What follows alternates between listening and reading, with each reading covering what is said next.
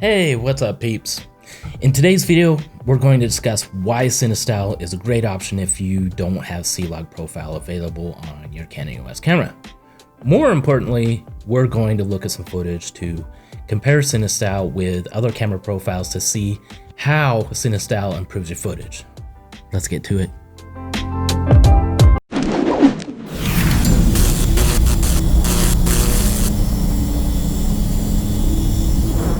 So for those of you who are watching that don't know what C-Log and Cinestyle is, C-Log's short for Canon Log. It's a shooting profile featured in Canon's higher-end video cameras, which is designed to deliver an 800% increase in dynamic range, while also minimizing the loss of detail in the darkest and brightest parts of the image. Canon Log also reduces noise, particularly in the shadow areas that can appear during color grading. So many Canon EOS cameras do not have C-Log, and that's why I'm making this video. I'm using the EOS RP and it does not have C-Log. I tried to replicate a flat profile like C-Log on my camera by selecting the neutral profile, and I turned down the saturation, I turned down the contrast, and took away all the sharpness, but it wasn't even close. So as a result, I decided to load the free Cinestyle Profile on my camera to get a good flat image that's easy to work with in post-production. The Cinestyle Profile was created by Technicolor engineers in response to industry demand from cinematographers that wanted enhanced flexibility capturing images with digital cameras. Cinestyle provides a better dynamic range of the captured content, which allows for greater artistic freedom during the color grading process in post-production. It was originally designed for the Canon EOS 5D Mark II, but it can be installed and used on any Canon EOS cameras. So now that we know what it is and what it does, let's go ahead and look at some footage and see exactly how it affects the images.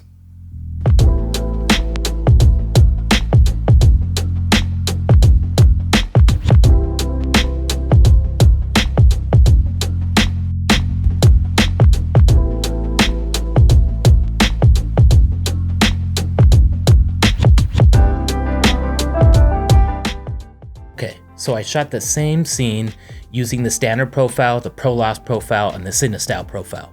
By the way, Prolost is nothing more than the neutral profile with contrast and sharpness pulled all the way down, and the saturation taken down a couple notches. I have no clue why it's called Prolost. I'm shooting with Prolost, bro. That does sound a little bit better than I'm filming with a flat neutral profile, sir. Okay, so these clips have not been adjusted at all. The first clip I shot with the standard profile, and it looks pretty good. Notice the house and tree in the lower left corner have almost no detail though. Now we're looking at the Prolost Profile. It's an improvement. We can see more details of the house and the tree. Now check out the huge difference with the Cinestyle Profile. You can see a lot of detail in the house and the tree. So I went ahead and color graded the Cinestyle clip how I wanted it to be. And then I tried to match the clips shot with the other profiles as well. And the results were terrible. Trying to bring up the shadows of the Prolost and the standard to match Cinestyle just doesn't work. And trying to get the colors to match is really frustrating as well.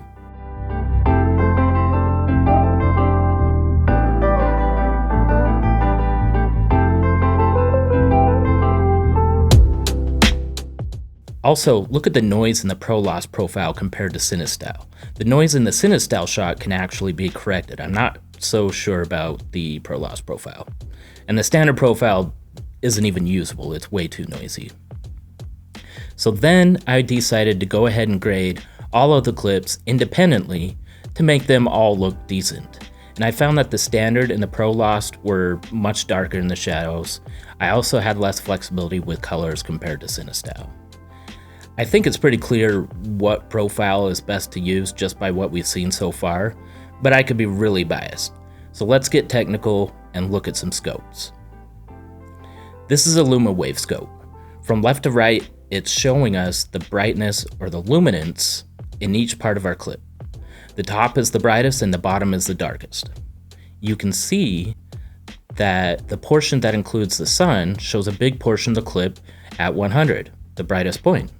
And in the bottom left, where the house and the tree are, there's a big portion at 0, which is the darkest point. The portion of the clip close to 100 are referred to as the whites, and the portions of the clip close to 0 are referred to as the blacks. So the portions of the image that are very close to 100 and very close to 0 are going to have very little to no detail information, basically all white or all black. So we're currently looking at the Cinestyle clip. The darkest parts of our image are down here. When we switch to the Prolost clip, you'll see where the blacks are getting crushed and there's less detail. And if you look at the standard clip, we can see that blacks are totally being crushed and contain almost no detail at all. Now check out this line on the Cinestyle clip. It shows the brightness of the lower part of the tree trunk that's in the bottom left corner. It's at about 14. On the Prolost profile, it's much darker at about 6 or 7. And the standard clip is super dark at about 4. If we look at this line in the whites, we are seeing how the pixels are getting brighter as we get closer to the sun. You can see the bottom of this line at about 72. The Prolost profile has that line starting in a much brighter spot at about 78.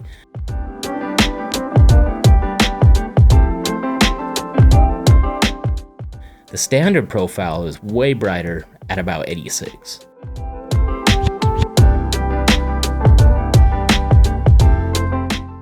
The area in the LumaScope between 30 and 70 will have more information and detail than what you would have outside of that.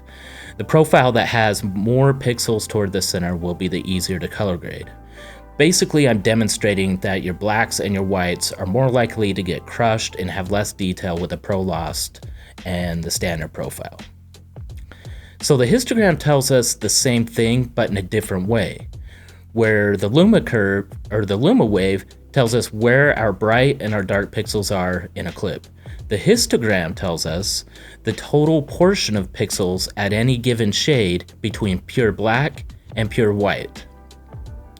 So in this histogram, the darkest pixels are at the bottom and the brightest pixels are at the top. It's ideal to have most of your pixels in the middle. When we switch from the Cinestyle clip to the Prolost clip, you'll see a larger portion of the clip is closer to the bottom, meaning less detail in the shadows. As you would expect, the standard profile has the largest portion of the clip at the bottom, meaning it has the least amount of detail in it. Both of these scopes also show us how much flexibility Cinestyle has compared to other profiles when we are lifting shadows. The tree line can easily be lifted up to 28 with Cinestyle, 13 with Prolost, and only 10 with standard. Well, I think we're beating a dead horse at this point. I think it's pretty clear Cinestyle is the best choice out of the three. I've read arguments on why Prolost is better than Cinestyle, and honestly I wasn't entirely sure which was better myself. But then I conducted this analysis and I feel confident Cinestyle is the best profile out of the three if your goal is to create the best video possible. So if you're a dad and want to film your kids opening presents and you don't want to color grade, then the standard profile is the way to go. But if you want to create the best video quality you can, then use Cinestyle. Unless you have C-Log available, then definitely go with that. Yeah. So if you're pumped and ready to get going with Cinestyle, there's a link in the description of this video for a free download. If you want to see a video on how to install Cinestyle on your EOS camera, click the tab right here for step-by-step instructions. Beating a dead horse. I use that phrase and I don't even understand it. I know that phrase was coined a long time ago. Why beat a dead horse? Why beat a horse at all? Is this how things went down 100 years ago? Hey Bob, how's it going? Well, I spent most of my morning beating my horse, so I guess you could say my day is going pretty well. So I hope you liked this video. If you did, hit that like button and let me know.